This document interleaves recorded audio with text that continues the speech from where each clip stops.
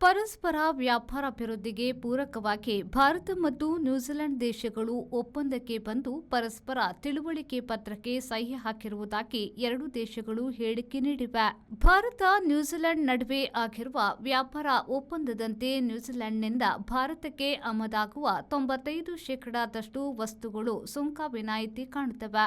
ಅದರಲ್ಲಿ 50% ಸರಕುಗಳು ಪೂರ್ಣ ಸುಂಕ ಇಲ್ಲದವುಗಳಾಗಿರುತ್ತವೆ. ಭಾರತದಿಂದ ಈಗ ನ್ಯೂಜಿಲೆಂಡ್ಗೆ ರಫ್ತಾಗುವ ಎಲ್ಲ ವಸ್ತುಗಳಿಗೂ ಸುಂಕ ರಿಯಾಯಿತಿ ಹಾಗೂ ಕೆಲವಕ್ಕೆ ಸಂಪೂರ್ಣ ಸುಂಕ ರದ್ದು ಘೋಷಿಸಲಾಗಿದೆ. ಮುಂದಿನ 15 ವರ್ಷಗಳಲ್ಲಿ ಭಾರತದಲ್ಲಿ $2,000 ಕೋಟಿ ಹೂಡಿಕೆ ಮಾಡುವ ನ್ಯೂಜಿಲೆಂಡ್ ಪ್ರಸ್ತಾಪವು ಒಪ್ಪಂದದಲ್ಲಿದೆ.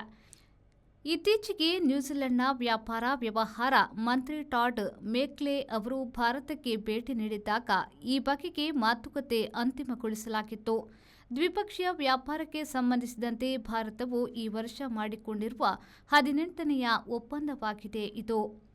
ಭಾರತವು ಹೆಚ್ಚು ಜನಸಂಖ್ಯೆ ಮತ್ತು ಕೌಶಲ್ಯಗಳನ್ನು ಹೊಂದಿರುವ ದೇಶವಾಗಿದೆ.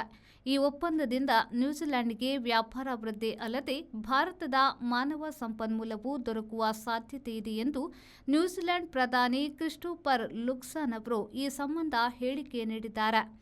ಕಲಿಕೆಗೆ ಸಂಬಂಧಿಸಿದಂತೆ ಇನ್ನೂ 118 ಬಗೆಯ ಕಲಿಕೆಗೆ ಭಾರತೀಯ ವಿದ್ಯಾರ್ಥಿಗಳಿಗೆ ನ್ಯೂಜಿಲೆಂಡ್ ಮುಕ್ತ ವೀಸಾ ನೀಡಲಿದೆ. ಕೆಲಸ ಮತ್ತು ರಜಾ ವೀಸಾದಡಿ 1,000 ಯುವಕರು ನ್ಯೂಜಿಲೆಂಡ್ ಪ್ರವೇಶಿಸಬಹುದು.